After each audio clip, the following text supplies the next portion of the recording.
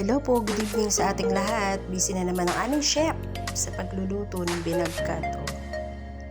Sa nakikita nyo po, ito ay binagkat na saba. Ito ang kanyang paborito. Sabi niya masarap daw itong baunin sa tabing dagat for tomorrow AM. 5 AM dapat daw kami ay pupunta na nasa dagat na ng 5 AM. So yan, paspasya na siya ng pagluluto. Nagluto po si chef ay sa uling. Nagtitipid po sa gasol ang aming chef. Napakamaarinuhan.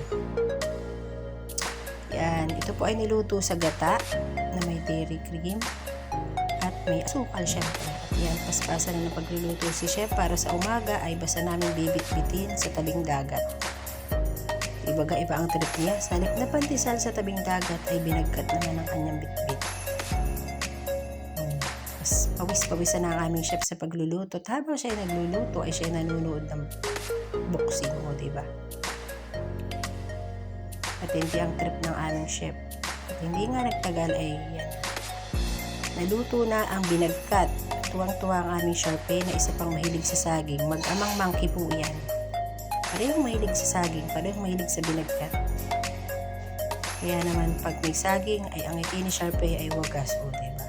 Kitang-kita nyo yung mga smile na iyan. Halatang halata, mahilig sa saging ang aming baby. Oops, may paganyan pa yan. At yan na po, 5 o'clock in the morning. Kami ay travel papunta sa dagat. At yan, dito na po kami sa dagat. Waiting ng sikat ng araw. Kami magpapainit at na kay mga inuubo na. Super init po kasi ngayon, as in sa gabi, super init. Kaya naman kami ay hindi na iwasan magbukas ng aircon. Tapos ay, pag hindi kami nagbukas ng aircon, kami pawis-pawisan ng tendency, inuubo. Inuubo si Sharpay, inuubo yung daddy.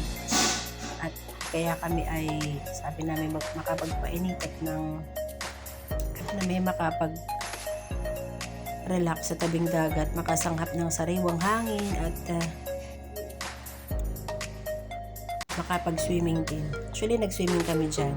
Hindi ko na lang na-video yung swimming namin kasi kami nga ay nag-swimming na yan.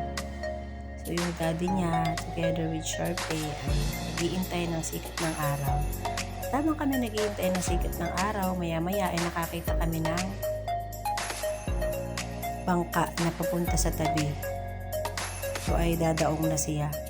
Dahil siya ay nakahuli na ng isda, kota na daw sa isda, o diba? At nakaugalian dito sa amin, sa Quezon, na pag may bangka na paparating, ay sinasalubong ito ng mga kalalakihan dahil pag sila ay nakihila, meron silang isda, diba?